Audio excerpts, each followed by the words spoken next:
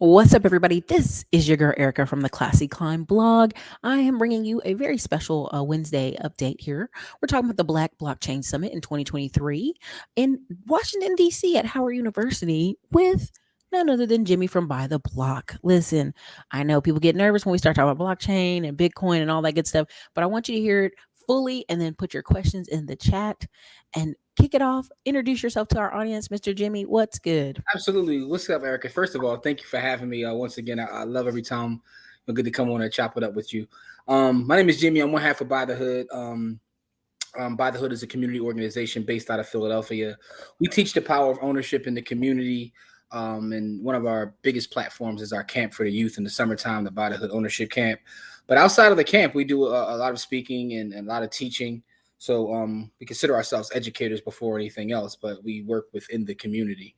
My background is in real estate. I've been in real estate at this point 26 years. I started as a teenager. Yeah, I've been here a long time. I started in That real came estate. hard. Damn.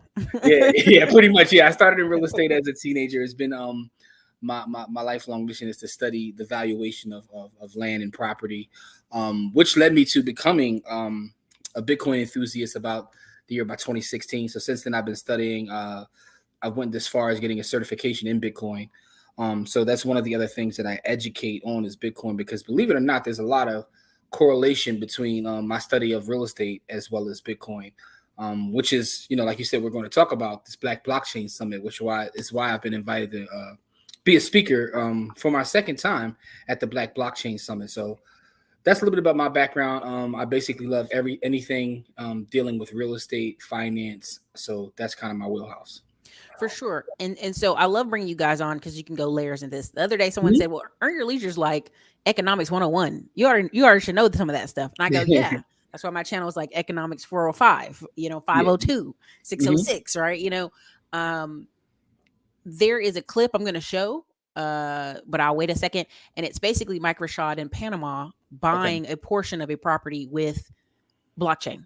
And the reason I brought that up is I made a comment in under the video. People are like, oh my God, I thought about you. You were just in Panama. And I'm like, yes, but I wasn't talking about that part. You know what I mean? The blockchain. Someone sent me that video too. I know exactly what you're talking about. You know what I mean? Like, yeah, I'm like, when the fitness people start getting into it, I'm like, hold on, we've seen this show before. We've seen how this go. Yeah. If you could, guys, in the chat, drop your city and state in the chat. That'll be very helpful. Explain to us, this is the 6th annual from what I saw on the website. What is it, the event, and why is it important? So it's the Black Blockchain Summit. So there are speakers from other cultures who are part of the summit, but I would say about 95% are people that look like you and I from all over the world. And you have people who are high levels of government, high levels of business, people who are just enthusiasts, people who are entrepreneurs, people who work within the space. You have the founders of the Black Blockchain Billionaires. Like, so there's a lot of people who come together, and we talk about some of the issues in terms of technology and blockchain and how it can be used for our people and for our culture. So it's very important because, here's how I'll put it, right? I was looking at data that came out yesterday. So I'm not sure if everybody knows, but the census dropped data yesterday about the median income across the country. And this is the newest data, which goes all the way up to 2022. It actually just came out last night. And Asian American families are earning about $108,000 a year in household income. They're at the very top. We're at the bottom, somewhere like 52,000 is our median income, which means they're making more than double in terms of income, right? So just based on that, also based upon history and where we find ourselves positioned in this country, we have unique challenges and unique things that we deal with, like culturally. So this is a space for us to come together, talk about that, talk about some of the work that's being done, but also talk about how it relates to us specifically and not just, the general population, because, those can tell two different stories. For sure. And so I was talking to you before the camera started that essentially that, we're just trying to catch our community up to like using banking, right? Because now in America, it's not just us, but like 52% of Americans are underbanked. Yeah, right? And I know that's absolutely true. And I know a lot of people have a hard time believing that. But what I'm coming to understand, and again, life is always about getting more information and just learning and growing. What I'm coming to understand is most of us live in bubbles, right? Yes. So if you're a six figure earner, you're probably spending your time around other six figure earners. So when someone tells you that people don't have a bank account, it's kind of like you don't even know how to process that. Because when I Yeah, read, like where do you go to it's cash one of your the check? reasons, yeah, it's one of the reasons why I love actual objective data as opposed to just emotions and feelings, because it could tell a story, but also when you get out of your bubble and you spend time with people, you realize that people are out here struggling. I don't according to my timeline, everybody is rich, everybody has no debt, and everybody's flying around. But that's not the real world. When I get off the Yeah. timeline and I get Yeah. out in the streets and talk to people, that's not the case. So you are correct. And I even bring that up when I'm at the blockchain summit. Like, we're not trying to skip steps and tell people, hey, forget these things and come over here. But we still have to have these conversations around technology, because the thing about technology doesn't care about feelings. It's going to move forward with or without you, and we want to make sure that we're not left behind, and we have a say so in certain spaces, and we have an understanding of how things work, at least. So we can just survive in this world. We're talking about survival these days. A lot of what you see online are people talking about thriving, which is fine. But what I recognize from looking at data and actually spending time in the streets, that we're talking about survival. To your point about people not even having bank accounts. Yeah, the biggest thing is the biggest thing is what I've seen over the past 4 years is this rise of like Robinhood investing in stocks and options. Well, first we got to even get you educated on the stock market. Mm-hmm. Then we got to get you educated on, why Robinhood isn't the best, right? Then we got to get you, you know what I mean? Like there's so many steps where we're catching people up. And I feel like Robinhood just did the biggest hoodwink of ever, where it's like they made stocks cool. And Yeah. so all these young people are like, yo, and Weeble, and like, if I come over here and join, which is great. How do we do that for blockchain, right? Because even in the Mm-hmm. summit, it says it's talking about blockchain, but it's also talking about Web3, right? And some Yeah. people don't understand what Web3 is, Yeah, if that so makes so sense. that's interesting, because what Robinhood was able to do is kind of gamify things. When you open up the app, they have a beautiful app. To this day, they still have the best like app in terms of being able to be used for investing and trading on what. I always hope that one of the big boys will buy Robinhood, because there's certain problems with Robinhood for me personally. Man, a And liquidity yeah, issue. yeah. So The AMC, that thing right there took wind out of their sails. yes, it did. Yes, it did. But also, like, there was always an issue, and I'm not sure if it's still the case because I haven't used the platform in a while, but where you couldn't even leave a beneficiary, right? Ooh. Which was always problematic to me. Like, up until maybe about a year and a half ago, there was no way to leave a beneficiary. And maybe they've changed it. I'm not sure. I can't speak to Mhm. that, but that was a big problem for me. But what they did, which was genius, is they figured out a way to gamify it and use their platform to make it easy for the average person. So I often say I have a love-hate relationship with Robinhood, because there's so many problems with the platform. But the one thing I will give them credit for is they brought so many people who weren't even thinking about investing to the space. As someone who's been in the and investing in real estate space for so many years, I've been talking to family and friends like, you know, um, actually, I'm the fool. I continuously go to the same people like, look, you got to do this, Right, you got to do right. this. But it wasn't until Robinhood where some of them actually got on, like, I'm into this now. Like, so there's something there. I don't want to throw the baby out with the bathwater, because they were able to bring people into the space that never even thought about it. But the education was missing. So people got on there and they treated it like they're playing fantasy football, or they're treating it like DraftKings, and they're just on there just going and doing all kinds of crazy stuff. And some of the stories and some of the things that I've heard from people from using that platform, like, you Very know, scary. it's very scary. I know people that lost six figures messing with Robinhood. Man, do you see where they had this there's a guy from CNBC, he's complaining. I might be able to pull the article up, where he was like, Mm-hmm. all these 24-day, 24-hour options. This is insane. This isn't a game. This is Mm-hmm. companies. Yep. And people are like, well, then why do they give us the option for 24-hour option then? You know what I mean? Like, like the people are, the community's like, and Yeah, like, yeah, and yeah, yeah. even the whole invest fest, like I think people still come to it, like Kathy Wood is speaking, and I'm like, y'all, this is like having Warren Buffett Mm-hmm. light, real light, not the same, but and Mm-hmm. people are like looking at her with the confused face while she was Mm-hmm. talking. I was like, oh, it hurts, because I'm just Yeah, seeing people like, I'm trying to understand, I don't, yeah. I right? mean, we have a ways to go, but the fact of the matter is, I do think we're still in a great space, though, because people are now at least having the conversations. Like the fact that platforms like you are able to exist and to bring this information to people is very, very important. And that's why I love any time that, me and you speak and get a chance to come on, because this is where the work happens, on the grassroots, Mhm. right? A lot of times we see big platforms and we see these things and, everything's shiny, but the conversation happens here. And it's all about sparking someone. And that's why I love, like, going back to the Black Blockchain Summit, because you get a chance to meet people. You have senators there, you have bankers there, you have people who work for Web3 companies. Like, you have all sorts of people from all walks of life who are have an interest in this space. There's Cory Booker. He was there last year. Mhm. And get to talk about ideas, and also just like network. The network that's there is very powerful. Like, anytime you get in a space like that, is very powerful. Because another thing that I like to tell people is that a lot of these people who are doing big business at this level, like, I just came from another conference a couple weeks ago in Utah, Mhm. and I was talking to guys who run huge companies. Like, I was talking to one of the people I met at the conference was like the chief data officer for Zillow, like people who have high positions, and they're not online, right? Mhm. So they don't even know about what goes on Instagram or who's talking about who. They're in the real world, and they're making all kinds of money, and making decisions that affect our lives that we don't even realize is happening, right? Right. And it's important to be in those spaces, and also and find out what's going on, right? Because there are literally rooms that people sit around and make decisions that affect our lives, and we have no idea about it. Oh yes, yes. I mean, I was in Texas Affordable Housing Providers, and Mm-hmm. it's 1,500 people, and there may be 75 black people there, Yeah, maybe. And out of the 75 black people, 50 of them were people who were actively building. Right, the mm, other 25 work for companies. got you. And maybe one or two nonprofits. And as I'm talking to people, I'm realizing the people in this room are shaping Texas for the next 5 to 10 years, and Yep. y'all don't even know about it.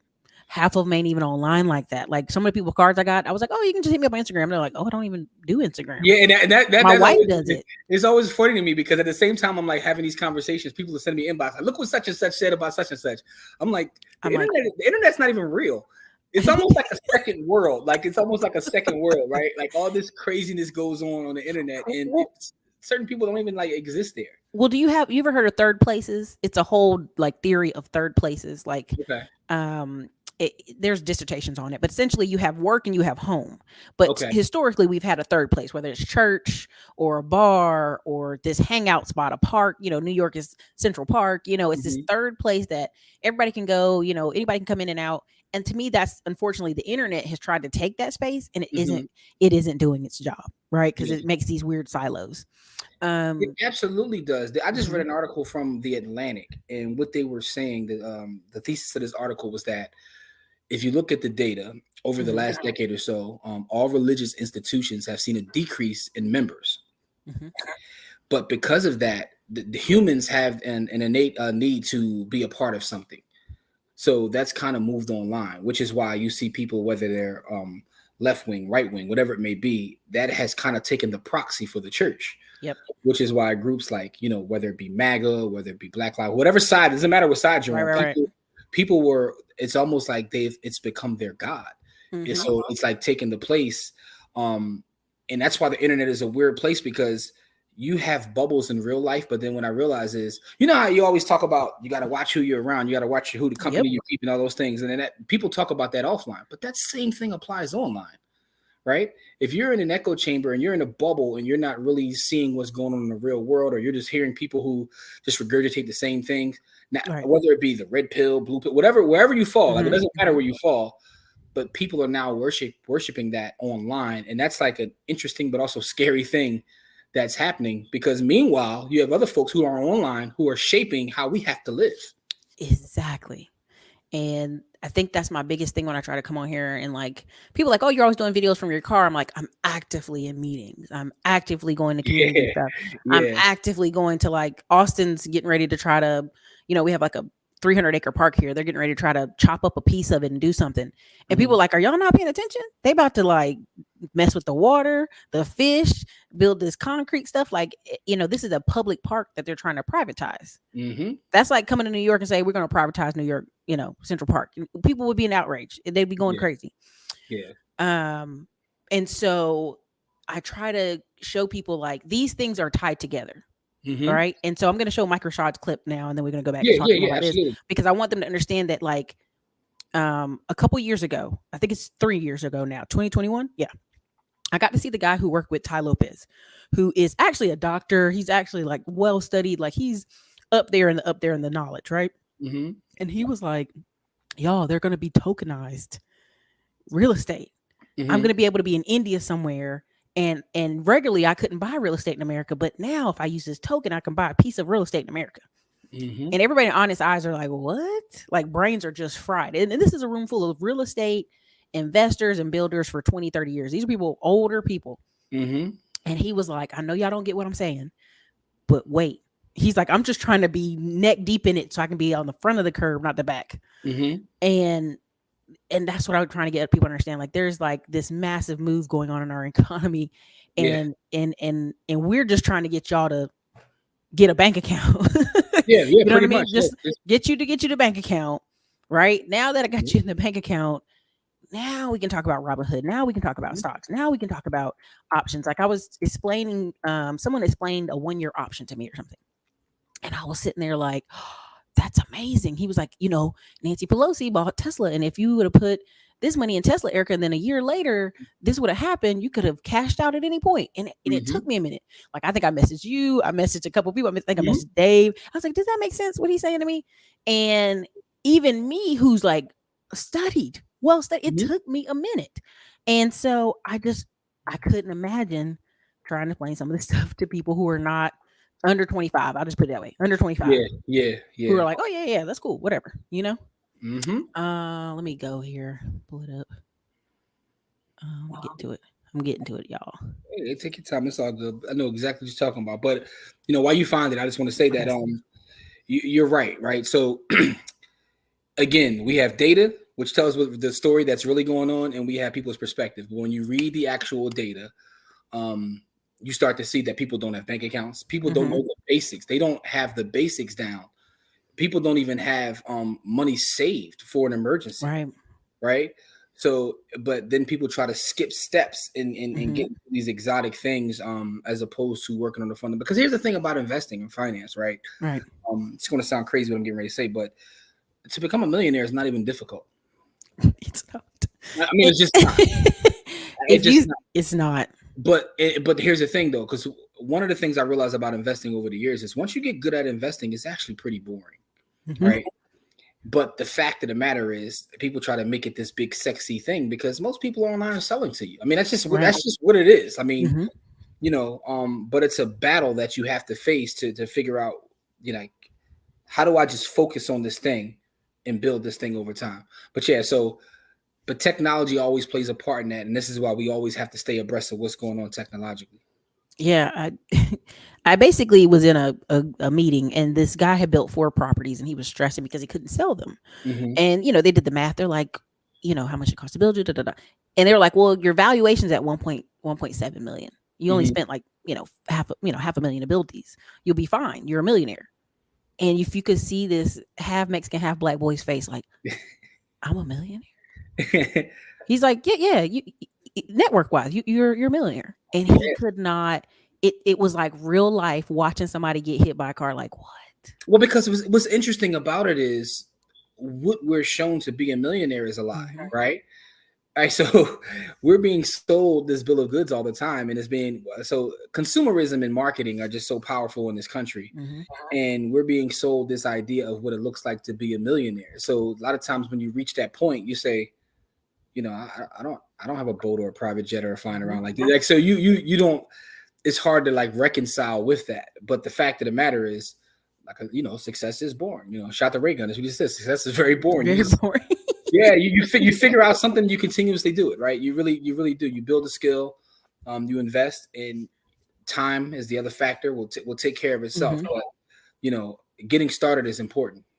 For sure, for sure. I'm gonna show you guys this clip now.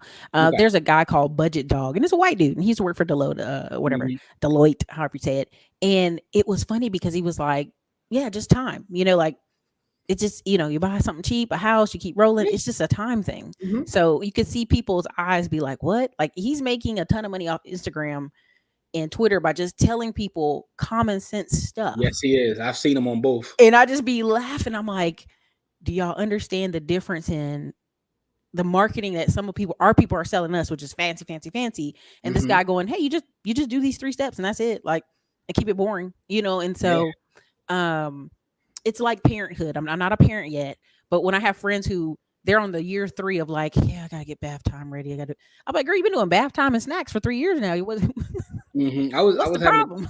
I was having a conversation with Aisha. Aisha, who's a close friend of mine. I was telling Aisha, I was like, one of the things I've learned over the last several years is like how important psychology is, Mm-hmm. because most of this stuff isn't about like techniques or tactics. It's really just truly psychology. Mm-hmm. And once you come to grips with that and understand, because one of the things that I think is just my opinion, Right. and it's from talking to people pretty much every day about finance and looking at people's situations, because of IG, and I'm gonna say I'm a single IG out because it's always IG that people tell me about. I honestly believe that most people would rather look wealthy than be wealthy, For sure. and I, that's a I would problem. agree with you. That's a problem, but that's my belief. Like that's a problem, but I really believe that. Mm, I had to. I was like, don't speak too freely. I'm like, we on live, but the conversation I had this past week, somebody's like, man, y'all done turn Instagram into WWE versus Dallas. I think it was Malik, Coach Carter up there. Yeah, yeah. Shout out to Malik. That's my guy. Yeah, he did say He that. was cracking me up, and I was just like, this powerful, wonderful tool, y'all turned into 1995 rap culture. Stop.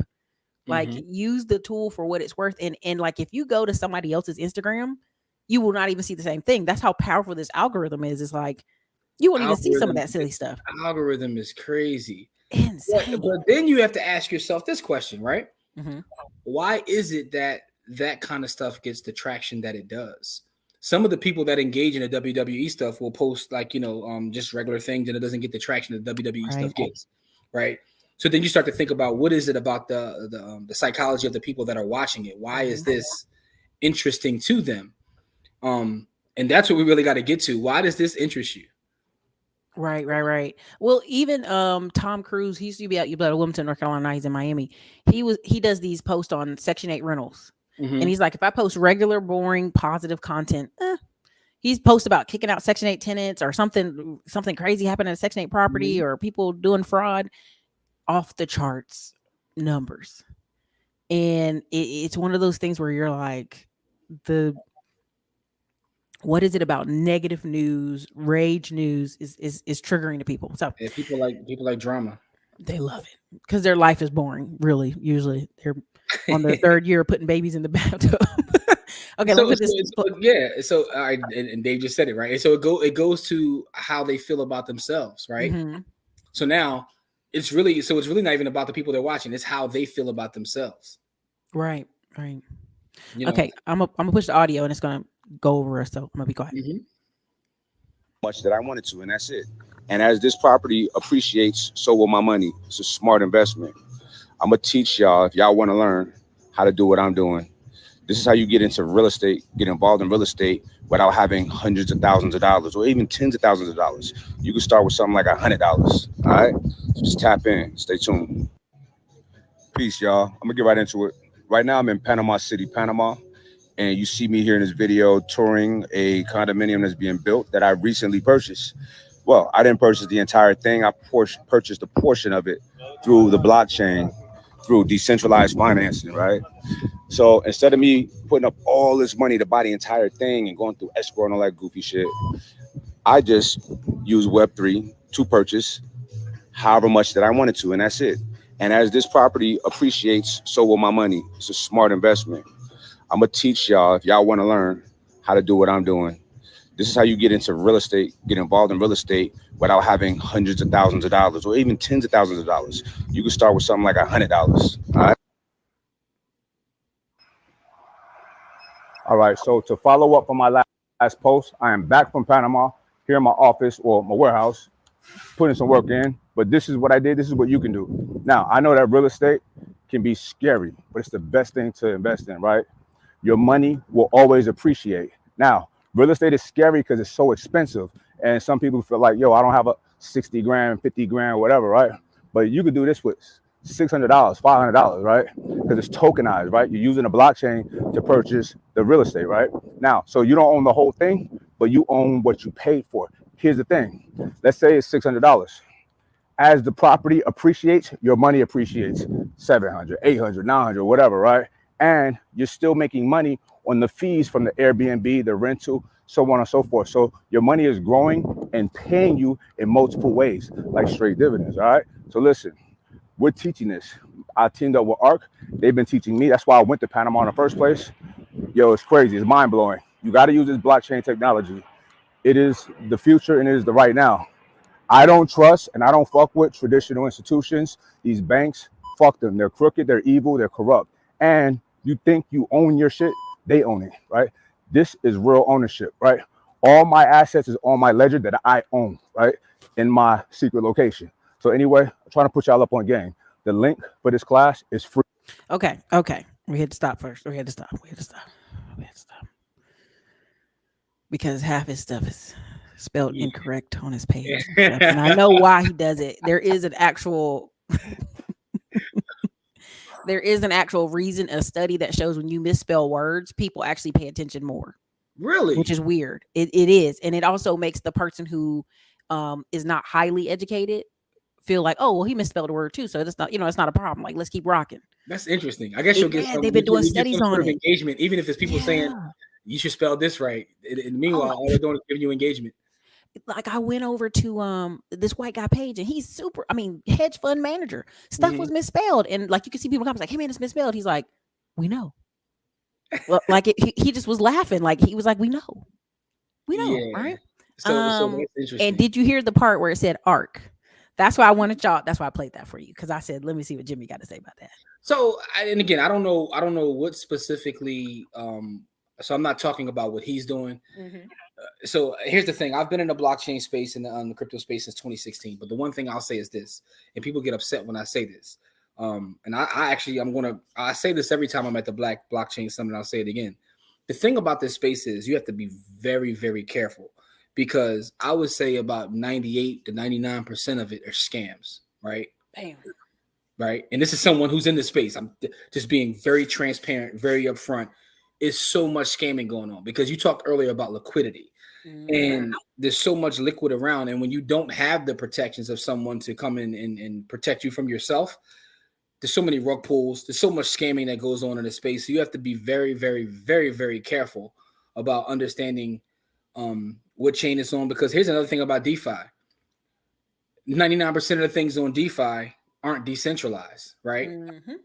So we got to be very careful with the language we use and very careful with the products and things that we actually are using, right? Because the fact of the matter is, when people tell me like such and such came up with this coin and it does this and it does that, I'm like, well, first of all, if you know the founder of the coin, that right there is a problem, because that right there is a point of attack.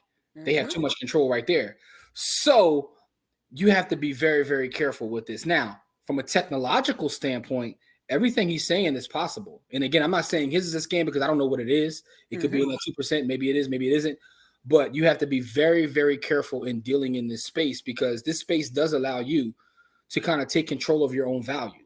But when taking control of your own value, you're responsible for the security of it. You're responsible for making sure no one can touch what you have.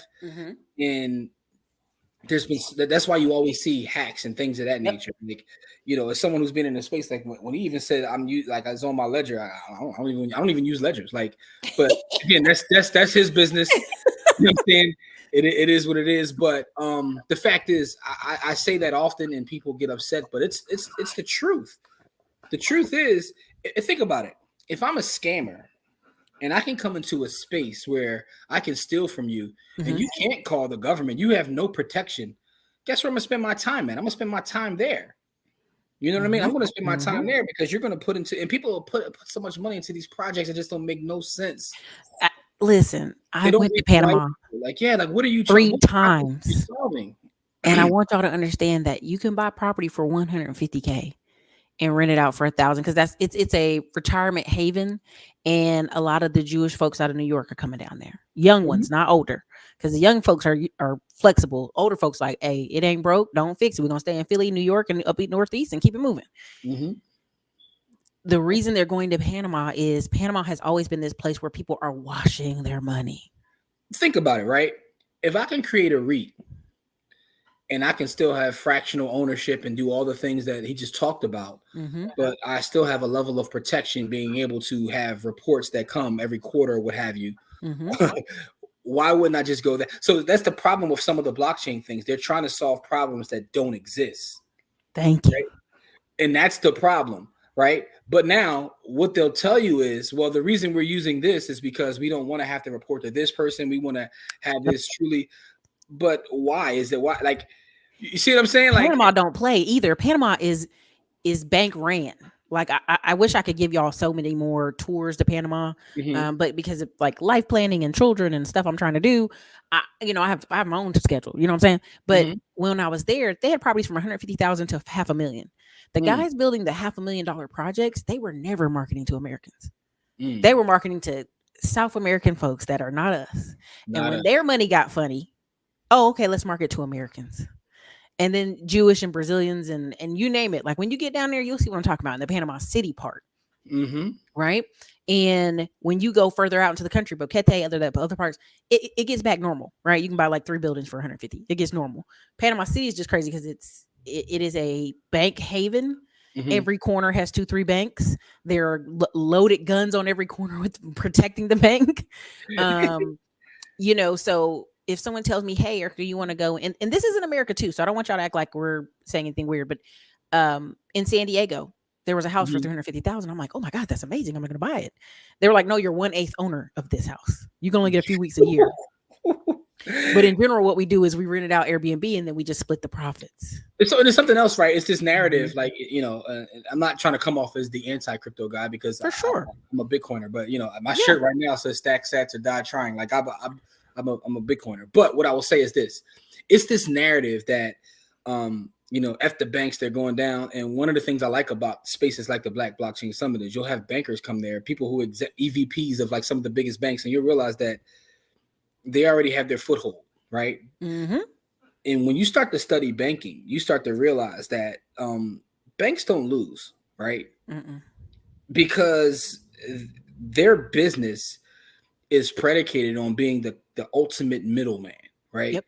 So when they see a technology or they see something that's taken, they'll hedge themselves Mm-hmm. by taking a stake in whatever it may be to make sure that they're always in front of and if they can't, guess what? Guess who runs our politicians? Go look at the donors of all of our Lions. major politicians is bankers, right? Right. So it's kind of evil when you really start to pull back the layers of banking. You start to read about banking. Like if you guys ever read The Creature from Jekyll Island and you see just how banks actually operate, or you read any sort of Right. books on the Federal Reserve. So it's very interesting that people had this thing where like forget the banks, forget these title companies, They're because crump. They're this.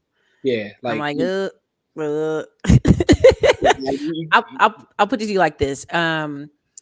Yes, I put it on the screen. Sean Terry is the king for misspelling effect. It actually is a whole technique. Like it's interesting. I didn't. That's the as a first time I heard of that. marketer for eight No, it years. makes sense Yeah, though. When I think about it, it makes sense. because people be like, Ericka, you misread that. You misspelled that. Your book has full of typos. I'm like, is it? Is it? That I ran it through an editor twice. Yeah, It's full of I want to typos. try that. I want to try that, but I'm like, I'm I just don't. telling you. It might We can. bother me once I hit send. Like, Well, here's the problem. In our community, we're trying to overprove that we're correct and we know yes, how we're yes. knowledgeable and we're smart. And I've Mhm. even done it to myself. I'm like, I ain't got to prove to y'all I'm smart. Like, y'all can go look up my test scores. Y'all can look up all this stuff. Yeah. Um,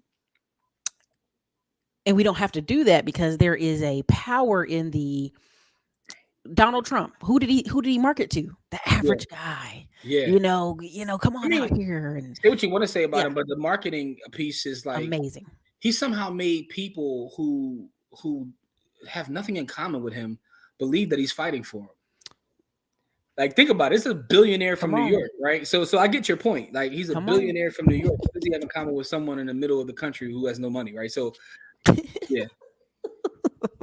The way you said that, no money. Hmm. Philadelphia. When I was going over and over them stories, I kept reading. I was like, the city council members are talking bad about wholesalers, but half the city council members buy properties from the wholesalers and are rich because of real estate. So the same thing applies. Like when people talk about the banks, you also have real estate lobbyists. right? Yes. Airbnb came into Austin, and Austin City Council's like, is basically ran by the hotel lobbies, which people Hmm. don't really realize that about Austin. Why we have so many hotels. We're like, this is too many hotels. No, we do $1 billion a year in conferences here. Mm. Why do we do $1 billion in conferences? Our property went up so quickly. The average person here has equity in their home 150,000 to 300,000. Hmm. So the Hmm. conferences come here because they know, hey, I can get you to invest with me. I can get you to partner with me. I can get money Makes out of sense. you. Because yeah, Uh, this is why even when it comes to blockchain, everything always goes mhm. back to land. The There you go. land is so important in pretty much everything that we do day in and day out. Um, so I see what you're saying, but one of the things that we have to understand, and I see a lot of our folks miss, is how, and you just mentioned it, how politics and business are tied. Hmm. Right. So you have a lot of people who say, I'm a capitalist. I'm just going to make as much money as possible. And, that'll work to a certain extent. But unless you understand the game of politics, I'll tell you a quick story, right? Years Hmm. ago, this was years ago. This was during the George Bush era, the second Bush. And I had a website back then. The website's name was UptownGambler.com. Excuse I me. had an online casino. Hmm. And All at the right, Demi. time, this was years ago, right? So at the time, um, it's probably like '09 or whatever. At the time, you couldn't have one on US soil. So I partnered with a company that had an offshore thing. All I had to do was buy the domain name, and all the marketing was, I was responsible for, and we split it. Hmm. And during the football season, I was making a couple grand a week because people were getting, because I was in the neighborhoods like, hey, go to the site and you can, and people are going to the site, right? So I'm sitting there making this kind of money back then with the stroke of a pen, right? George Bush, I went the next day, my site was gone Hmm. with the stroke of a pen. So, of course, I was pissed. I'm like, man, imagine if I was planning with that money. It's similar to what you see happen when people with their YouTube channels, when they start making certain money and like this, YouTube will cut rid of their channel and they're done, right? But what I learned from that is I wasn't paying attention that this was something that was being argued at the highest levels of politics Hmm. already. Because at the time, there was like this big thing about kids on college campuses becoming addicted to gambling. Yes. And they were trying to fight that. And, W was like, I got it. Boom. Stroke of a pen. I lost a business that was paying me a couple grand a week. But that also gave me a lesson in how politics is tied to business. So even now in Philadelphia, as a landlord and a real estate investor, I pay attention to what happens on council, right? Hmm. Local politics is very important. Right now in Philadelphia, one of the things they're talking about is, rent protection and things like that. So I'm watching this stuff. I'm watching to see what goes on. People in New York just got hit with that, the whole Airbnb thing, right? Hmm. And some people were caught off guard because they didn't understand that this is something that law was passed in 2022. Yeah, they just waiting. You ain't paying attention. Yeah, Okay. this is what I mean. So we have to really pay attention to politics, right? You talked about the political scene there and some of the decisions they make. Hmm. It affects business, big business, small business, all of it. So we have to really be tapped in to what's going on politically. Well, what I was telling people in a couple, like so many videos, I've said it multiple times, and I mean it still to this day. Old money is just management. That's it. Mm-hmm. When I go to North Carolina and I talk to some of these families that were neck and neck with our families before our families lost some of their monies, it's just management. They were able, as white families, when they came into Fayetteville and bought up the where the mall is to this day, they were able to get a lease. All the black people got Mm-hmm. bought out, and you go buy a farm somewhere else now. And so they're sitting there with a 99-year lease. Their grandchildren are now looking at me like, well, Mm. why don't you own over here? Baby, we got bought out. You got a lease. Yeah, Um, History matters, but also just paying attention matters. So, yeah, people hitting a lick in Airbnb, I would have a activation notification on my laptop on any Airbnb news in my city, state. yes. It should Got hit to my pay attention. email. You know what I'm saying? Like if I'm making good Right. money like that. Absolutely, because the hotel lobbies are powerful. You had to know they were coming for that. Like Powerful. you had to That know mean they them were people coming. ain't playing with y'all. Yeah, exactly. Like you They had to know they were 50% coming of for that. the deal now. They ain't There's a playing. there's a documentary on Netflix. It's about like ancient Rome. It's like a docudrama thing. And Hmm. one of the things they were saying in there is that even go back to ancient Rome times when they came up with the idea of the Senate. The Senate was made up of people who were successful in business, whether they were merchants, farmers, whatever it may Hmm. be. And the idea was either me, my son, will go there to protect the family wealth. And the funny thing about that is that hasn't changed, right? At So all. look at the net worth of our politicians. Mm-hmm. Man, Nancy Pelosi tracker. I'm in that thing, She's and been I'm in the still. That's bag why. for That's the whole me. thing about me learning about options. You know, not just Diamond Dave and all these other people, Hmm. but like when somebody was explaining it to me, I was like, okay, okay, okay. She put 6 million into Tesla. Okay, then she did it this way. You know what I mean? Like I had Hmm. to really Her salary any. is $193,000. They're billionaires though. Her and her husband own sport teams. Do you know what I'm saying? Like when somebody says, "Oh, Eric, I don't care about politics. I'm just living my everyday life." I just look at Okay. them like, okay, Okay. good luck with that because anything, the old three of America, right? Business, real estate, and stocks, Hmm. right? The old three of America, right? They're Yes. just as old as time. Hmm. If you look at the Senate, you look at the Congress, I think 75% of them own like just hundreds and hundreds of thousands of dollars in real estate Hmm. Yeah. across Yeah. multiple states. So do you really believe they're going to hurt real estate owners and landlords and investors when that is their category? That's the thing. That's why the tax code is the cheat code, right? Mhm. Because the tax code tells you where they want you to spend your time Mhm. and the things that they want you to do. But then when you look at where their money goes, you start to understand, okay. And that's why it's interesting because some people get upset when they hear about like, the idea of our Congress folks making trades and making this kind of Mhm. money.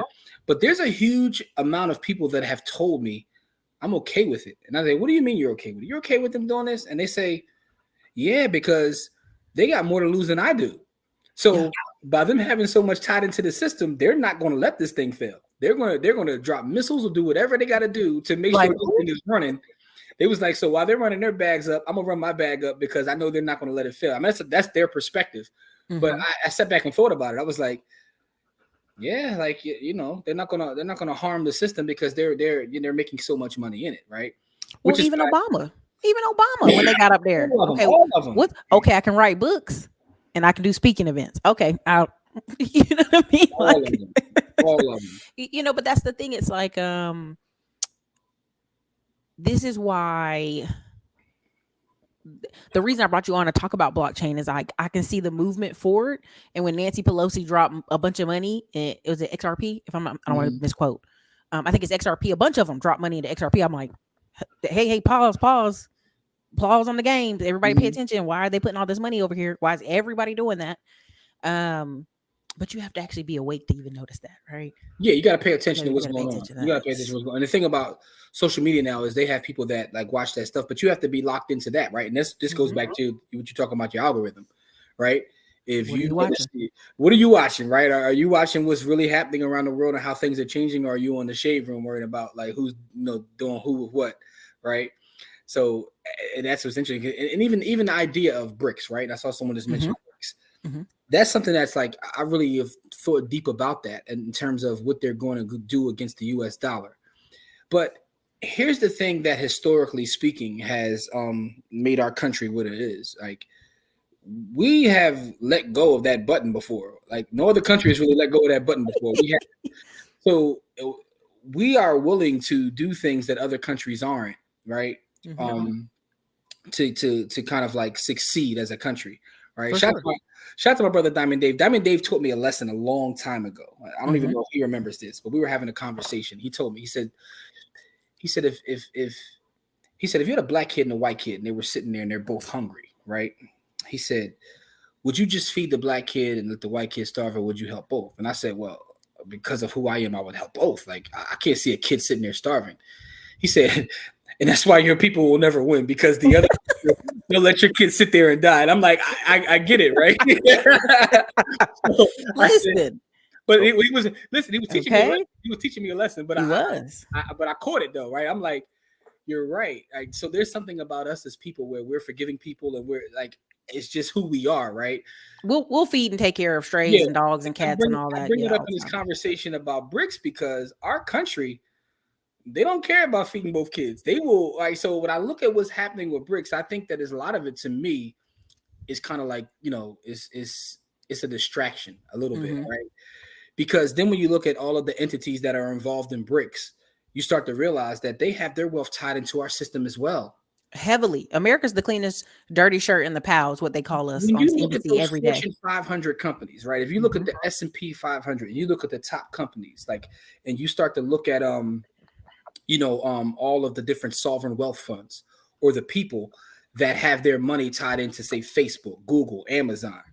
These are the folks that are trying to quote unquote kill the dollar. They're not going to kill their own money, right? They're not. They're not. So Have because you they seen got the this, have, have yeah, you they seen got the the chart where they show all the countries? Like everybody's talking about how much China owns land in America, but then they show the chart where it's like Italy, Ireland, Switzerland, Sweden. Mhm, Like it shows every other country, and then China's literally at the bottom, mhm. right? And it's like these countries are heavily invested in them getting fed from us, Yep. making money off us. The Yep. duplex I bought in Cleveland, it was purchased from a Swedish company that had 120 duplexes in Cleveland. And Hmm. whenever one got too bad, they just sold it. They didn't even fix it. There you So go. y'all talking about people, oh, these people need to clean these neighborhoods up. Who, the Swedes who own all these And duplexes? You think it's that's the what I'm black saying. people over here. No, it's the Swedes. It's so much money tied in, right? So I still have my license. I still have my real estate license, and I do, like, I work with a lot of investors. Mm-hmm. There's certain properties that will go, like, with development, and when it comes to a marketing budget, our marketing budget is strictly for overseas. We don't Mm-hmm. even market it to people in the country because Oh. so much money pours in to Mm-hmm. certain projects. I say all that to say they're not going to kill themselves. Mm-mm. It makes for great political theater. Mm-hmm. It makes for a great talking point, right? But as the more you start to grow, the more you read, the more you learn, the more you realize that everything that you were told as a kid was a lie, and you got to watch how people maneuver, right? Again, shout out to my brother Diamond Dave. I learned so Yeah, much he said from he Diamond said Dave. that's dark persuasion. Okay, Yeah, class. yeah, That's yeah, for yeah. everybody to pick I up. didn't mean to give away all the game. I didn't mean to give away all the game, Dave. But Dave, listen, for y'all not tapped into Diamond Dave, you got to tap into Diamond Dave, man. Like, I always give him compliments because he's one of the brothers online that I actually learned from, right? A lot of people are entertaining, but when I have conversations with Dave and when we kick it with Dave, we actually learn.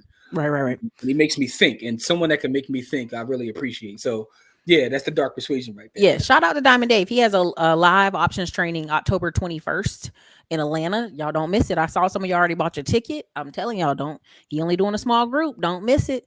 Listen, The Diamond Dave is the king of puts. If you ask him about them puts, man. Ask Diamond Dave about them puts. The king of puts. I give him his credit, right? I'm a trader too, but I gotta give Dave his credit. He's the king of puts, man. That's my guy. Look, Malik gave a shout out both of y'all. Malik was like, man, between Body Hood and Diamond Dave, had to buy some time. I had to sit with him. I said, there you Yeah, go. yeah, yeah. Shout out to Malik, Um, that's my bro. and what he said, I was going to go back to when you said which kid would you feed. When I was growing up, my parents, if they saw a homeless black guy, they would stop and give him money. Saw a homeless white guy, they kept on going, Yeah. and I'd be like, as a See, kid, you're no, trying to think through it. I would do that too, but that's why Dave asked the question the way he asked it. He said it Yeah, was two kids, yeah. right? Because now I had to think about that, and I'm like, okay, but his point was taken, and that's always sat with me, and Hmm. I'll never forget that because, all right, they gave me an understanding of just how some people operate in this world. Well, I Our just saw my country, parents tell me like that black guy's not going to get as much. yeah. There's a reason he's out there. Hmm. Something went way wrong. He not at his mama house. He not at his grandma house. My Like grandpa would tell me, he something's said, wrong my with grandpa that. told me that white man put a suit on, he get a job tomorrow. That's what he used to say. That's why I learned it from. Listen, All he got to do is put a suit on and shave, he'll be fine. from what I've seen from women, and I'm not trying to be funny, and there I saw a 6 foot, maybe 6'4" white man. He was standing on the corner holding a sign. I looked at my significant other in the car. I said, man, he must done something wrong. Ain't nobody throwing out no tall white man. He must have a drug problem. You shave, give him a shave, put a suit on, he can go get Yeah, a bank, he can he'd be get a bank fine. loan. Yeah, I mean, one of the dudes that is a multimillionaire that I'm in his mastermind, dude was on drugs for 10 years. Mm. Came out, bought an old Ford pickup truck, and they said, okay, he's fast talking. Let's send him to the doors to knock the. Yep, still at that value.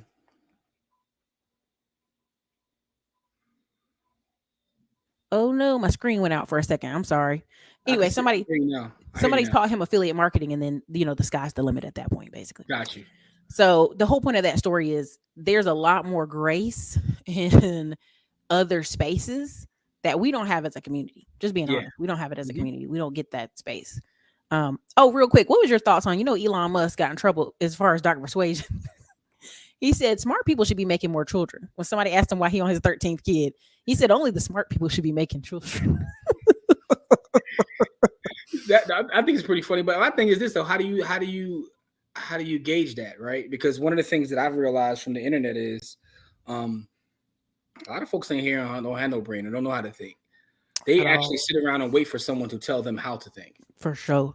Well, the last couple studies showed what was funny what he was saying. I was like, y'all missed the context. If you look at the last couple studies, they showed that um oh god, what is it? The last few studies showed that people who are hyper religious, like Jewish Mhm. community, Islamic community, because they're studying Islamic groups all over the United States, Mhm. and hyper, evangelistic. They put us with Mormons, which I don't understand, but they did. Mhm. And it was like those people have the most kids in America right now. Okay. They on average have 3 to 6 kids. Mhm. And I go to a church and everybody there is like wealthy in tech. They have on Mhm. average 4 kids in that church. And we make a joke all the time about how many kids people have in this church. And I was telling my significant other, I'm like, yeah, like everybody here who don't have kids, they be looking at you like, are you okay? Are you broke? Are you have no money? Um, there is something to it's almost switched sides. It's like it used to be reckless to have a bunch of kids, but if Mhm. you got 4 or 5 kids, you must have some money. Any other reason wouldn't make no sense. So that kind of thing. Yeah. Yeah. But yeah, yeah, we could go deep in this conversation all day. I'm going to answer this last one and I'm going to go back to the blockchain page. Mhm. Someone said Fidelity was involved in Bitcoin mining before 2018 is his next comment underneath. Yeah, I mean that goes to the point where people try to like sleep on these banks as if these Mhm. banks like they hire the best and brightest, and they're in stuff years before we are, right? So they're never gonna, just completely get left behind. The banks run this world, man. Let's face it, they really do. Right. I think about Meet Kevin. People make fun of him, but I'm like, he has people on staff that are just article finders feeding him. So you think he's up all day, 24 hours a day? He is, but I mean, if I'm making if So I'm paying he 15 million in hires tax a people. He year, hires people just to find articles. yes, it's a big thing on YouTube.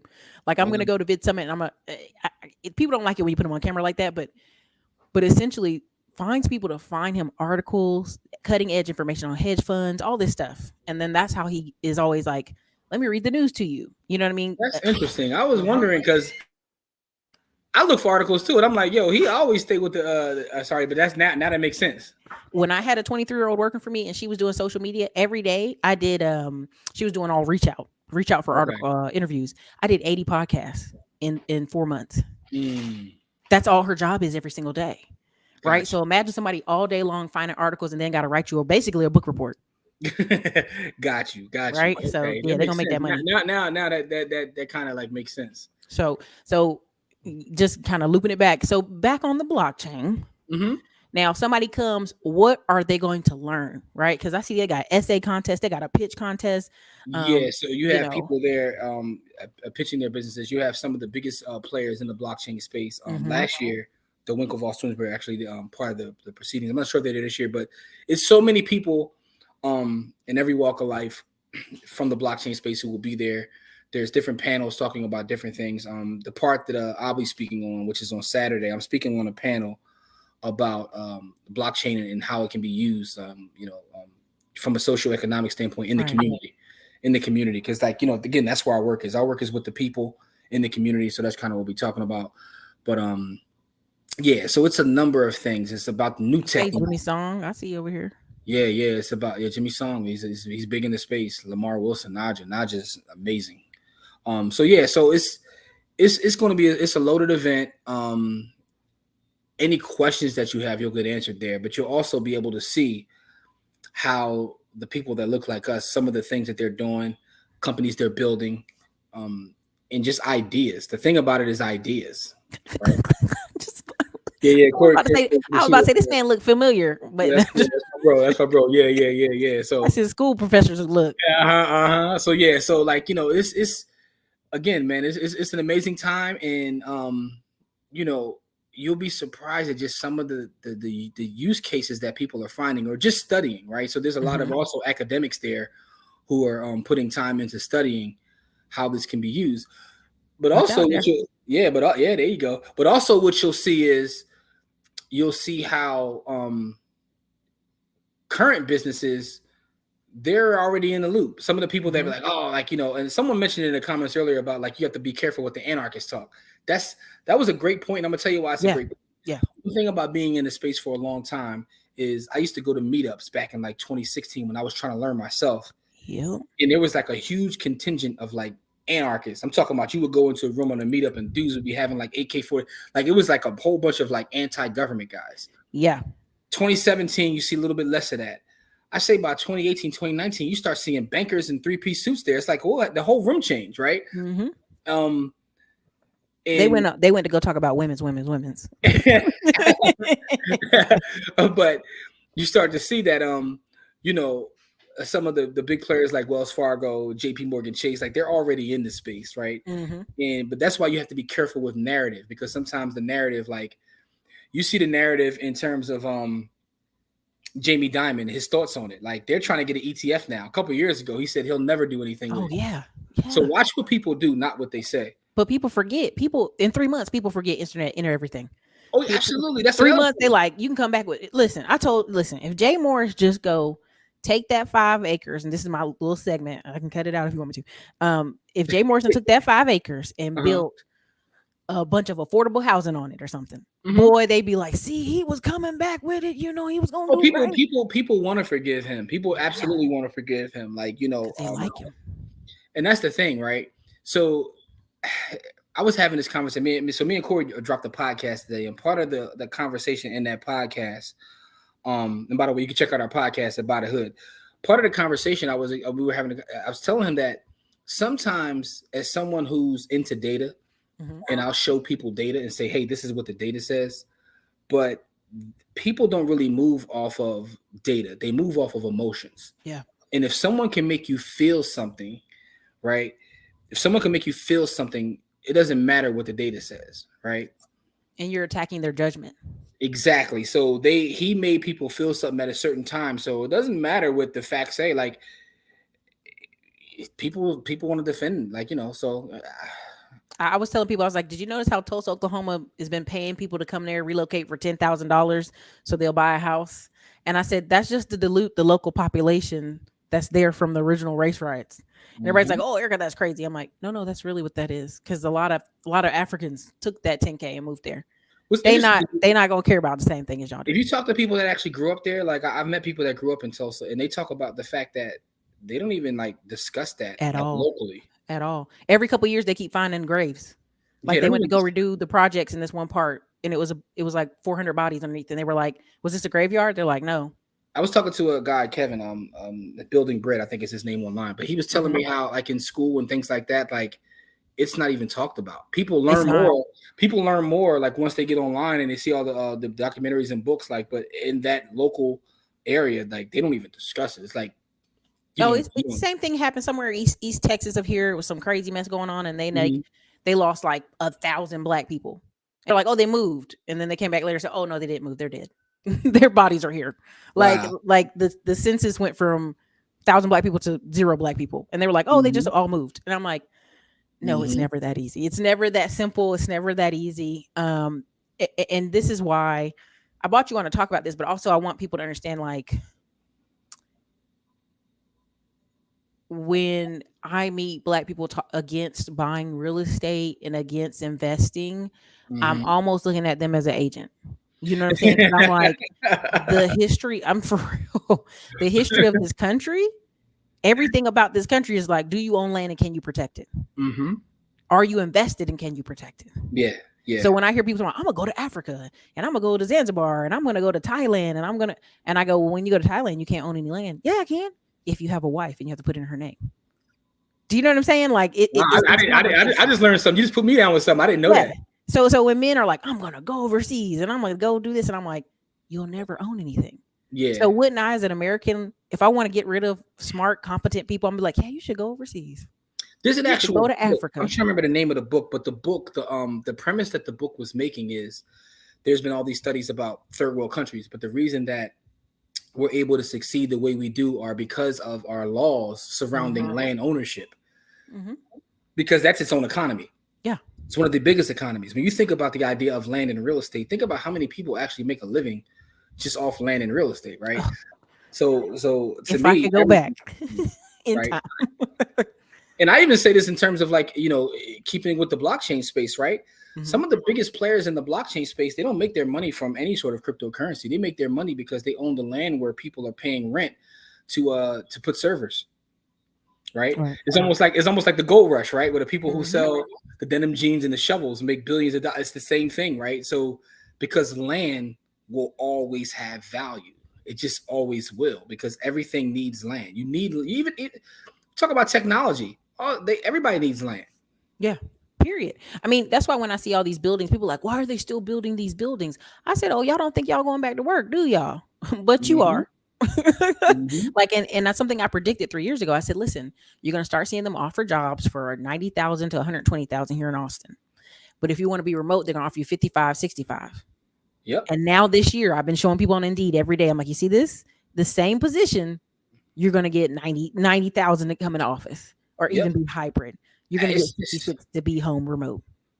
and that's the thing, right? So that's all part of like commercial real estate. What they're trying to do to save commercial real estate, and that's because it's too much. It's too big of a part of our economy. But like, even if you look beyond that, right?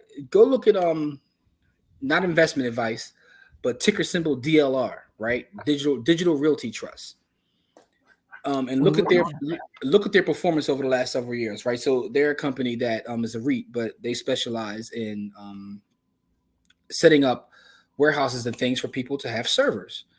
So as we move more and more towards technology, artificial intelligence, blockchain, a lot of these things, Oh, people they who headquarters here in Austin. Stop playing people with me. people who own the land are still making so much money. When you start to study what happened in San Francisco, in Hmm. Silicon Valley, if you ever take a look at what happened to the real estate, right? Hmm. So what are they, go to their 5 year, right? What is their 5 year? Okay, You click on 5 year. 5 year. They still juicing. They ain't as high as 2022, but they Yeah, juicing. what's their That's max? 2021, December 31st. Yeah, they were. Max is here. Good gracious. Yeah, so that's the thing. Like they're again, this is just an example of one example of a company who is already in that space, and this is what they're looking at. See, I'm They're glad you put me on this they're, because because they're building long term. Look, yeah, 968.42%. return all time. Listen, y'all, Because I try to they're, invest in they're building companies for in the future. Austin. They're building for the future. They're looking Hmm. at a world where we need to rent space to put servers. So, I mean, this is why no matter what happens, land will always have value. Now, the way we use it may change from time to time, but you always need land. Those that got land got money. Have you been to Austin? If you have, I mean, if you ever get a chance to come here for I've been to Afrotech or whatever, Houston. I've been to Houston, Dallas, but not Austin. I got to make a visit out come to. here for Afrotech. Afrotech's gonna have a big Bitcoin section, I think, on this year, Okay. or blockchain, excuse me. Um, IBM is the domain. Hmm. IBM owned all the land over here, and then they sold parts of it and they leased Hmm. part of it to the Mm. domain. And so people are like, how's IBM still running around? I'm like, IBM is all this North Austin, right? And Hmm. now companies like Oracle and several companies offered me job positions, but they're south. And I'm like, Hmm. no, baby, I won't go past domain. Everything is north. Listen, I tell Everything, people, all the future, Apple's over here. Everything's over here. Why would I yeah, go south? yeah. Why would I drive south? And you can tell them, you can see they're restructuring South Austin now because it's like, oh crap, we've moved all the thinkers and movers and developers and everybody up north. Hmm. So Yep. just something that's happening with But Oracle and that's several. interesting that a tech company when they started making money, because I people forget just how what IBM was like. What Apple and Google are today is Mhm. what IBM was in the past. And they still in there. I mean, like they split their company in half. I have a friend who's been there 20 Hmm. years. She's 45. She's been there 20 years of her adult life.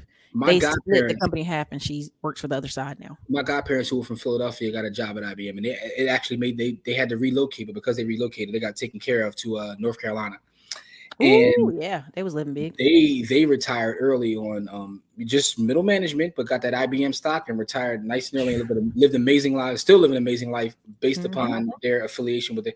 And that's the thing about value.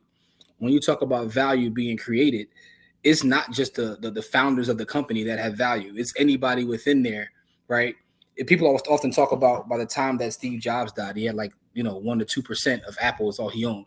Yeah. Do you know how many people were wealthy because of the value that was created by that company? Hmm. And that's why when you just said like they offered you jobs or whatever, I'm like, oh, listen, you get some of that money, go take their money, go take their money. Listen, I always keep it 100 with this. Like when I started the whole breaking into tech, the whole Mm-hmm. 3 year Tech Tuesday thing, I was getting offers on asset management, but I was Mm. out of asset management. Like I didn't want to work. I Yeah. didn't want to be the super black girl at the office running around doing all these checking on Mm-hmm. properties. I didn't want to do that no more.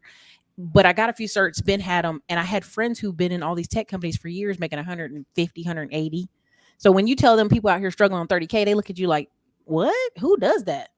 Uh, and then even some other people closer to me, they're retired military. They just been getting offered 150. And so people are like, oh, Erica, that's just Austin. I'm like, half these positions are in other cities. They Mm-hmm. just know there's a ton of workers here, so they'll offer you remote here in Austin. Yep. And there's a And so if lot of somebody remote offers me jobs a like this. 150 with 220 OTE, if we hit earnings Mm-hmm. and stock options, yeah, your girl's gonna take it because half the time most of my friends ain't doing that. We play golf all the time. We Yeah. play golf, we play tennis, we have a good old time. People And don't it's the realize same that. kind of And thing. see, this is why it's a great conversation because people have these opportunities in front of them, but Mhm. there's so much talk, like on IG about you got to run your own business, you got to do this, that, and the third. And we do need business owners. We For don't get sure, me we wrong, we do. need them. We need black businesses. We need people to do that.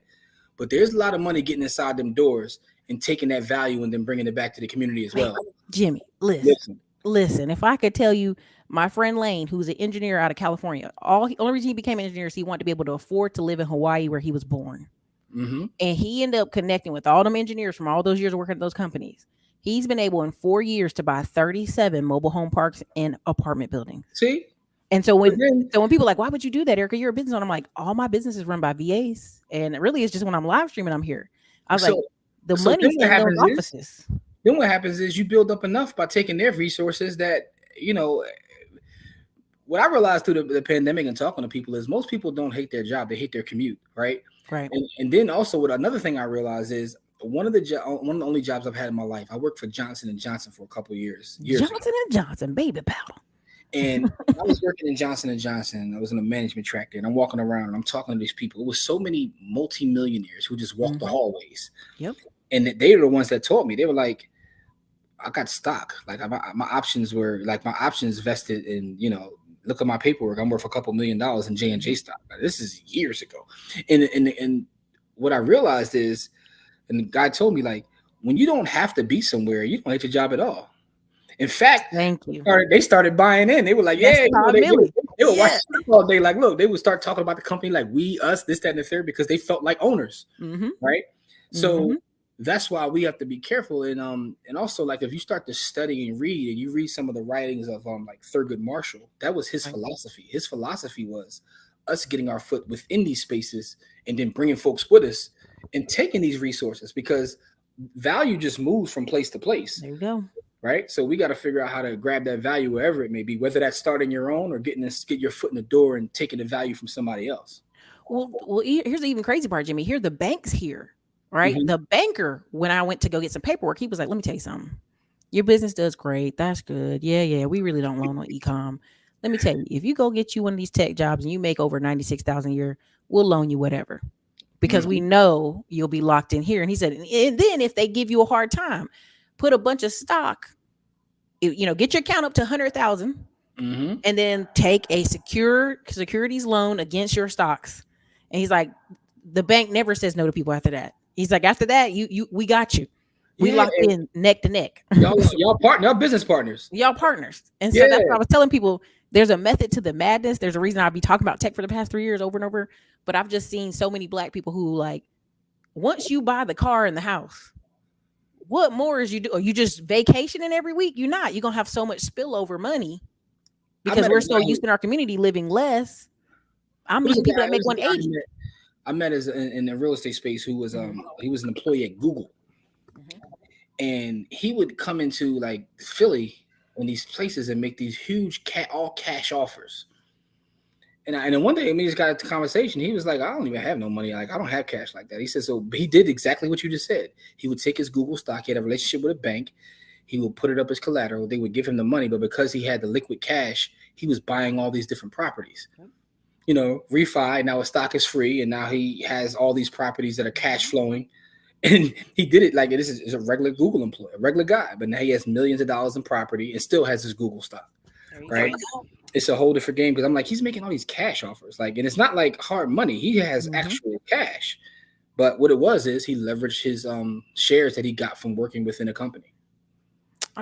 Listen, there's a method to the madness, and when you guys actually get in some of these same rooms with these guys, Hmm. I think I told you when I first went to Afrotech and when it was in Oakland, they were Okay, like, "You want a job? I can get you a job." I'm like, "Man, I don't even know."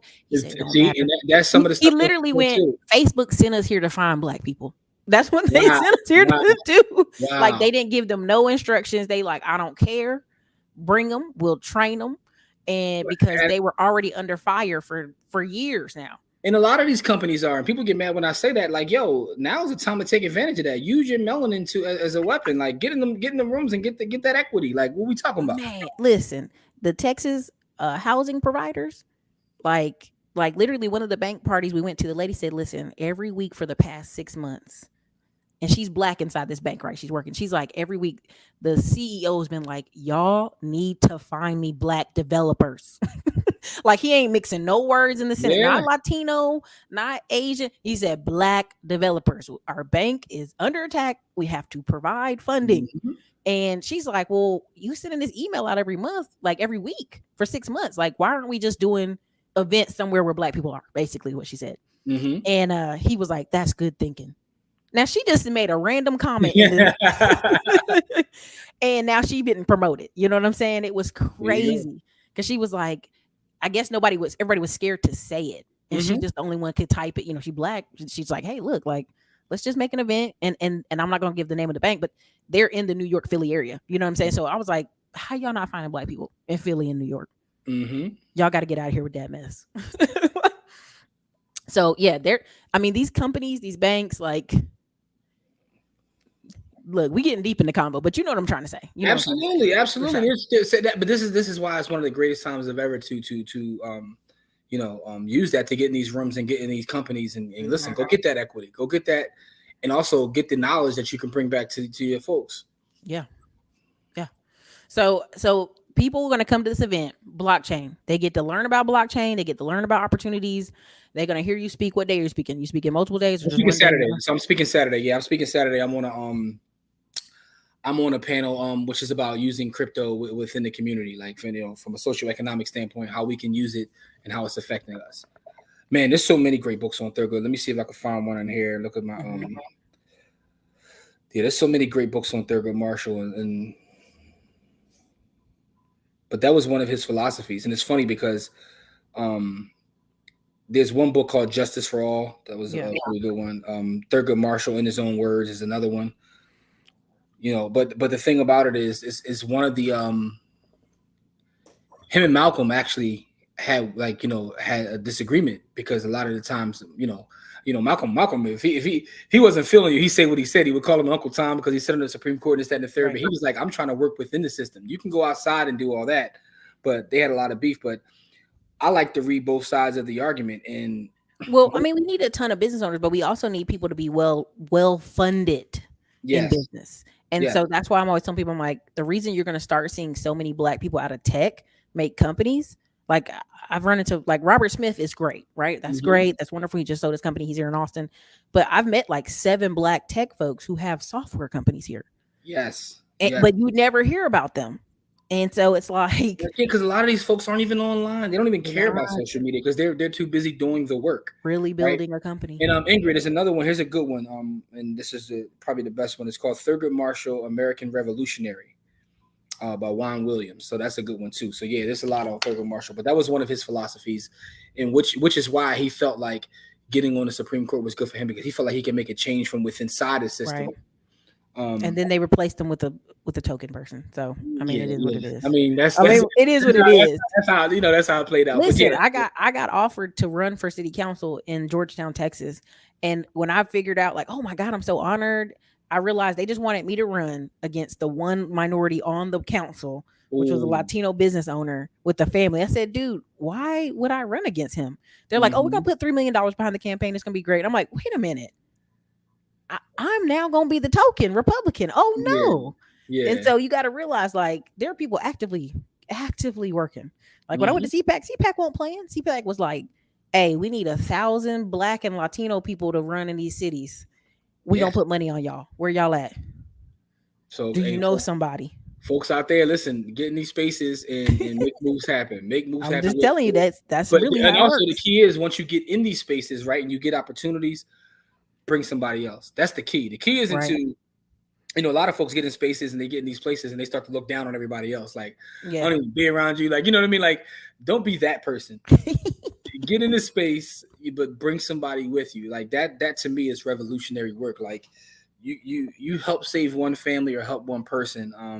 You're a hero. Like, doesn't have to be about doing things on a grandiose level. Just help one family or one person, and that's beautiful. I think it was Nelly who's been like paying for 2 kids a year to go to college, and they just figured it out like 20 years later. Like, did you know Nelly's been paying for 2 kids a year? I'm like, no. I didn't even know. But see, again, to Same me, thing with Prince. Prince paid for a ton of people, hundreds of kids that's to go to college. that's amazing work, right? Everything doesn't Mhm. have to be on a grandiose level or be celebrated. Like, if you're doing good, like another book I read was a Bill Russell book, and in Bill Russell's biography, he has a simple quote.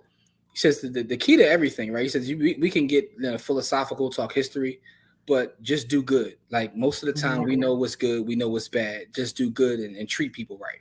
And Right. that's just very simplified. Like, that's just very simple. You have Right. the ability to send 2 kids to college. Like, you're changing lives. Yeah. Even Robert Smith paying that stuff off, and then he paid the Parent Plus loan. People don't realize he freed their parents from that shackle as well. Mm-hmm. Um, have you ever heard of Ted Oakley? Ted Oakley. The name sounds familiar. I'm not familiar. Who's Ted Oakley? Super financial, been in finance forever. So, Read some of his books. He got another one coming out pretty soon here. I just finished watching an article, like watching an interview with him, and I mm-hmm. feel like we are losing because of Donald Trump. We look at the 80s, greed is good, Gordon Gekko kind of Mm-hmm. personalities. We want to get rid of them. But Ted Oakley, when you meet people who were actively in their 20s and 30s in the 80s, they have a whole historical knowledge of America and money and the stock market that's different from everybody else. Yeah. And he's pretty lit. Like Ted Oakley is Oh, I've like heard. I don't know him, but I've heard of some of his books. I'm looking at some of the books right. he's written. Oh yeah, Like, I mean, like I'll Wall send you this Street article Dial. he just did the other day, and I was like, I had to watch it twice. I was like, man, he hitting on all the cylinders, right? Mm-hmm. Also, the audience told me, don't forget when you gonna write that blockchain book, Jimmy. I actually have an outline and started working on that a little while ago. Stop playing with us. I absolutely did, and I just I gotta find some time, but that's something I definitely want to do. Um, you know, we listen. I already got a book. Me and Corey wrote a book. It's called Own Your Time and Space, which is already available.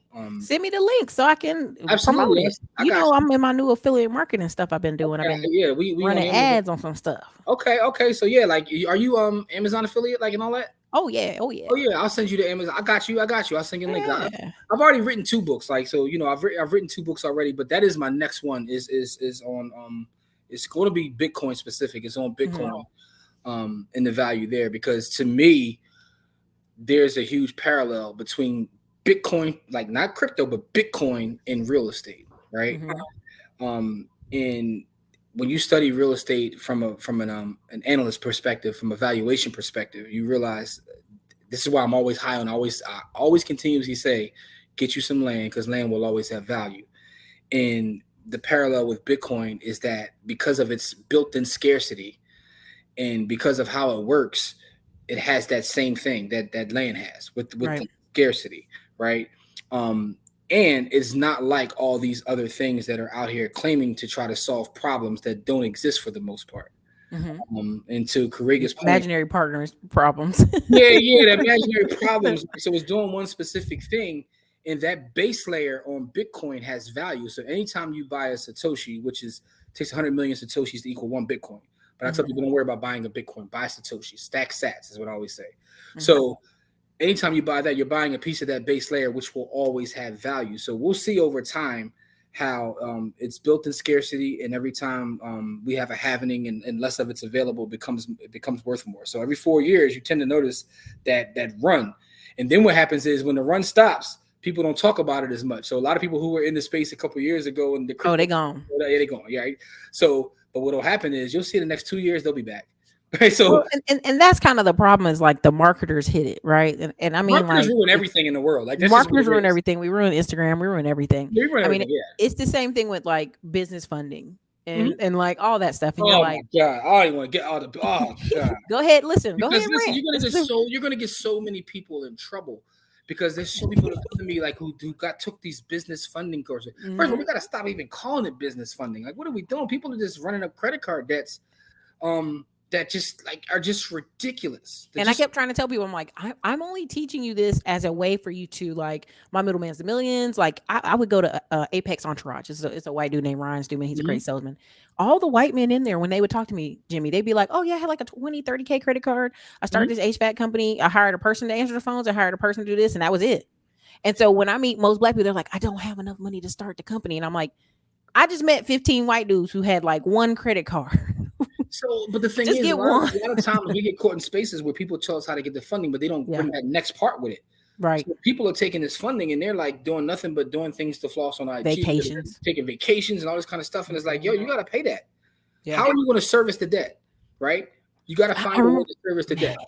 I remember somebody asking that during the this boy's live, and he was like, "Well, how do you pay the debt back?" And the guy was like, "Are you in my class?" He's like, "We talk about a million ways for you to pay the debt back. What are you talking about?" Like he couldn't imagine somebody had only took one part of his class and didn't finish the rest.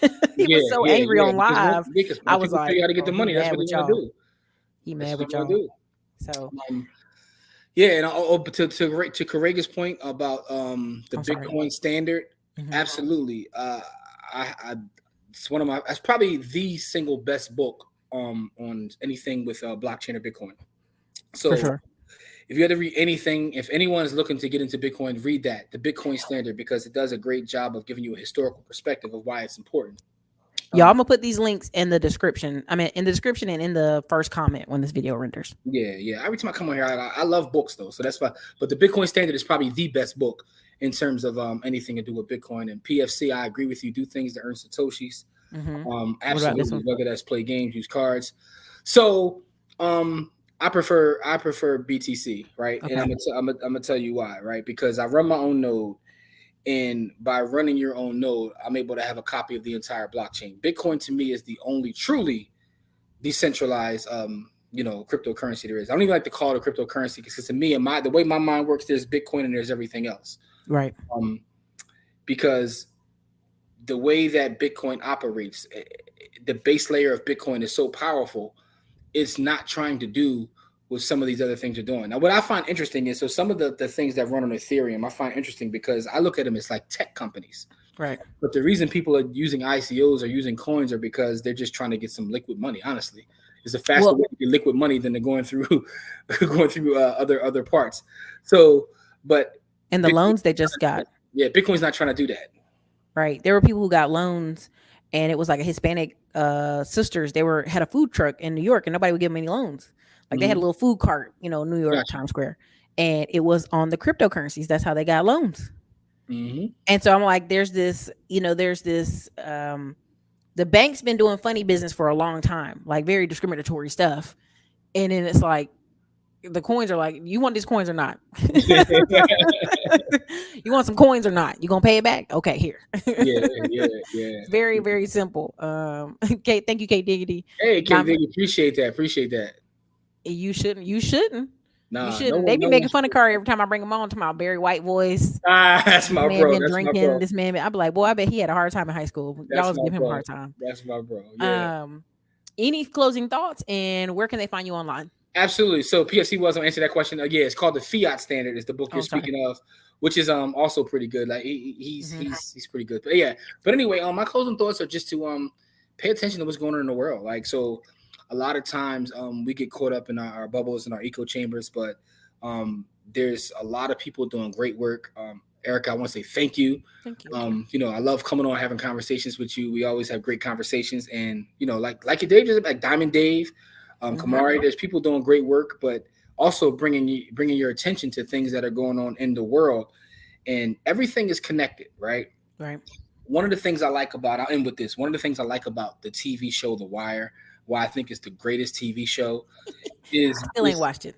it is not because of the quote unquote street part of it. It's the fact that what it shows is the streets, the docks, the classroom, the politics, the newspaper, how they all connect. Mm-hmm. And that's the way the real world works. The real Right. world isn't just one thing. And a lot of times, specifically our people in business, just try to ignore everything else. They try to ignore the media or Mm-hmm. ignore the politics because they're over here. And you really have to pay attention because all of these things affect us. There's wars on our people on all fronts, whether that's economics, mental health, food insecurity, the legal system. So you have to really understand how all these things connect. But I just want to say thank you again. My personal page is at JW the Blueprint. That's on everything. Mm-hmm. Um, I love ratchet memes and funny jokes. Yeah, Our, I was about our, to say he do memes all day. He's hilarious. I'm memeing all day long. Our business page is at By the Hood. I do memes over there too, Mm-hmm. but we do drop some like video content, all that stuff. So we're at By the Hood on pretty much every platform: TikTok, Facebook, Instagram, YouTube. And we do have a By the Hood podcast that drops every Wednesday, and we do a live show every Friday where we give away stuff too. So, check us out on YouTube on Fridays. But I appreciate you, Ericka, as always. For And sure. Thank you. listen, your audience is amazing. Like they ride for you, they love you. They come on our show and be like, "I'm here because Ericka said so." I'm like, okay, all right, Well, love you. I find when you build an audience of positive people, like keep moving that energy. You know what I'm Yeah, saying? Keep moving yeah, them around. Like, yeah, hey, like don't just support me, support Diamond Dave. Don't just yeah. support this. Go to By the Hood. Like Mm-hmm. people be like, when you gonna do events up here in New York? And I said, if I do an event in Philly, like good gracious, I gotta have security, but then I also gotta call By the Hood and all them. No, we got you. We got You you. know what I'm Yeah, saying? Like there's room for us to be more positive out here and do more absolutely. connection. But we just got support. Got to support each other. Got to support. Listen. Yes, we do. I'm Yes, we always do. like, if I can do it, I'll do it. I'll help people in their spot in their communities at any time. And All I right. saw where like 37 of y'all bought How to Kill the Black Man documentary from Tim Jackson and my little Amazon affiliate money. I said, look at this. Look at God. Yes. But yeah, I'll put all these books up that you mentioned. Yeah. Keep doing good work. I know it's hard. I know Oh, it's hard. absolutely, absolutely. But it's what has to be done, and it's what we love to do. We love to build with the people. So that's what we're gonna keep doing. Listen, I'm gonna get you on TV like Dr. Dix. Like Dr. Dix is on TV all the time. I said we got to we're gonna use the same PR company and make sure you get on TV too. Let's Talking get about it. Let's get it. blockchain. Let's get it. All right, you Appreciate guys. you. Okay. Guys, check him out. Go on Instagram. I'll make sure I put notes up on the show. The show renders. I'm gonna put the Thank links. you, guys. First comment. If you are in the DC area or you know somebody in DC area, send them on over there. Why not? Absolutely. We're gonna have Okay. a ball. We're gonna have a ball. Thanks, Ericka. All right. Be good. Thanks, Good Jimmy. night.